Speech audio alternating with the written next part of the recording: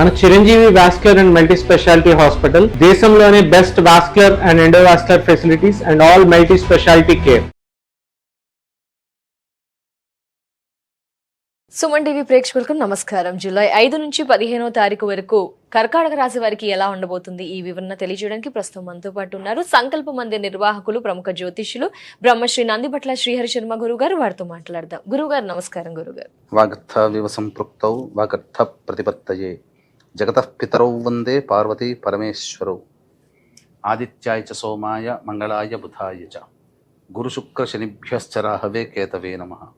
శృంగేరి జగద్గురు పీఠాధిపతులకి, కంచి పీఠాధిపతులకి నమస్కారములు తెలియజేసుకుంటూ కార్యక్రమాన్ని ప్రారంభిద్దాం. గురుగారు, మరి ఎలా ఉండబోతుంది జూలై 5 నుంచి 15వ తారీఖు వరకు? ఏంటి ఆర్థిక పరంగా, మానసిక శాంతి పరంగా, గ్రహాల పరంగా? కర్కాటక రాశిలో జన్మించినటువంటి వారికి ప్రధానంగా గురువు రాశిలోనే స్థితి పొంది ఉండడం ఇది సాధారణమైనటువంటి ఫలితాలని ఇస్తుంది.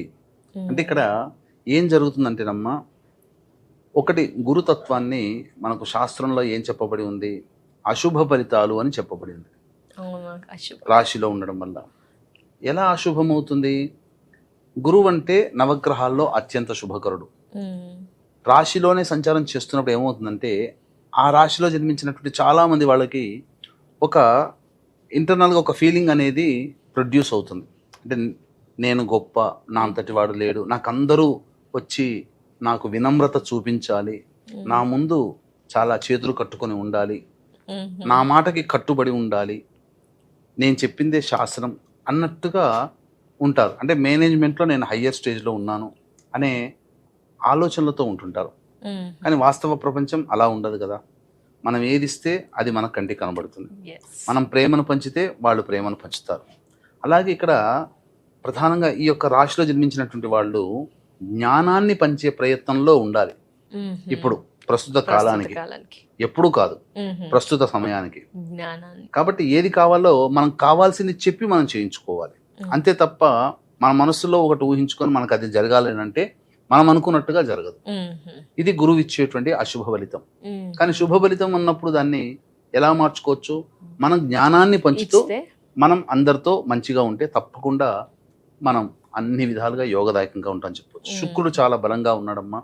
కుటుంబ స్థానంలో స్థితి పొంది ఉండి ఈ యొక్క కర్కాటక రాశిలో జన్మించినటువంటి వాళ్ళకి మంచి శుభ ఫలితాలు. వివాహం కావాల్సిన అబ్బాయిలకి అమ్మాయిలకి వివాహ సంబంధాలు కుదురుతాయి. దంపతులు ప్రేమ ఆప్యాయత అనురాగంతో ఉంటారు. ప్రేమికుల మధ్య ప్రేమ మరింత బలోపేతమవుతుంది. ఏమైనా చిన్న సమస్యలు వచ్చినా తొలగిపోయే అవకాశాలు ఎక్కువగా ఉంటాయి. అయితే ప్రధానంగా ఈ రాశిలో జన్మించినటువంటి వాళ్ళకి రాహు అనుకూలంగా లేడు. శని సామాన్యమైన ఫలితాలు. కుజుడు చాలా యోగప్రదుడుగా ఉన్నాడు. అన్ని విధాలుగా ఏ ప్రయత్నం చేసినా ఆస్తి సంబంధమైనటువంటి, భూ సంబంధమైనటువంటి, కొత్త ఇల్లు కట్టుకోవాలనే ఆలోచన, ఇల్లు మారాలనే ఆలోచన, వీటన్నిటికీ కూడాను సహకరిస్తాడు. ఇంట్లో ఎలక్ట్రానిక్ గూడ్స్ పరికరాలు కొనడానికి సహకరిస్తాడు. ఆ విధంగా వాళ్ళు చేసుకోగలుగుతారు. కానీ రవి బుధుల యొక్క సంచారం అనుకూలంగా లేదు. దీని ప్రభావం వల్ల ఉద్యోగస్తులకి, నిరుద్యోగస్తులకి కాస్త నిరాశ తప్పదు. కాబట్టి నిరుద్యోగస్తులకి చెప్పాల్సినటువంటిది ఏంటంటే, ఏదైనా జాబ్ వస్తే ఆ జాబ్లో కంటిన్యూ అవ్వండి. మనం ఆశించినంత జాబ్ రాలేదని నిరీక్షణ చెయ్యకూడదు.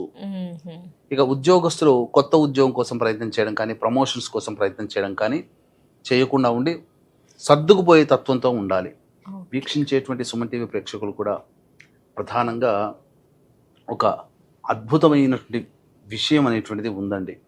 జూలై 13వ తారీఖు రోజున మహాశైవాఖ్య యోగము అనేటువంటిది ఏర్పడబోతుంది.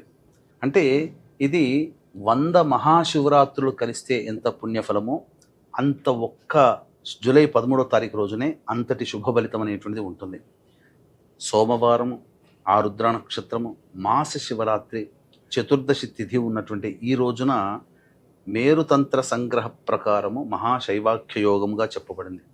అంటే అపారమైనటువంటి శివానుగ్రహం ఈరోజు కలగబోతుంది. ఈరోజు మిస్ అయిందా 2053 లేదా 2070లో ఇటువంటి రోజును మనం చూస్తాం. కాబట్టి ఈ అవకాశాన్ని అందరూ వినియోగించుకోండి. దగ్గరలోని శివాలయానికి చేరుకొని ఈశ్వరుడికి అర్చన, అభిషేకాదులు జరిపించుకోండి. అంతేకాకుండా మరింత దైవ యోగాన్ని పొందాలనుకునే వాళ్ళ కోసం మన పీఠమాధ్వర్యంలో జూలై 13వ తేదీన అరుణాచల క్షేత్రంలో కానీ, శ్రీకాళహస్తి క్షేత్రంలో కానీ మీ జాతకరీత్యా కలుగు విద్య, వివాహ, ఉద్యోగ, దాంపత్య, అనారోగ్య సమస్యల నివారణకి, అలాగే మేష, మిథున, కర్కాటక, సింహ, కన్య, వృశ్చిక, ధనస్సు, కుంభమీన రాశిలో జన్మించిన వారికి శని దోష నివారణ మరియు ఆరోగ్యం కోసం మృత్యుంజయ హోమం, నరదృష్టి, నరబాధ, ప్రయోగ బాధలకి సుదర్శన హోమము, జనాకర్షణ, ధనాకర్షణకి లక్ష్మీ హోమము, అలాగే ఇప్పుడు అకాడమిక్ ఇయర్ స్టార్ట్ అయింది కాబట్టి విద్యార్థుల కోసం సరస్వతి, దక్షిణామూర్తి హోమాలతో పాటు నవగ్రహాల యొక్క అనుగ్రహం అందరికీ లభించాలనే ఉద్దేశంతో నవగ్రహ పాశుపత హోమము, అలాగే కాలసర్పదోష నివారణ పూజలు, హోమాలు జరిపించి కరుంగలి మాల ఇవ్వడం జరుగుతుంది. ఈ అవకాశం జూలై 13 అమృత ఘడియల్లో అనగా 4 గంటలకి ప్రారంభమవుతుంది.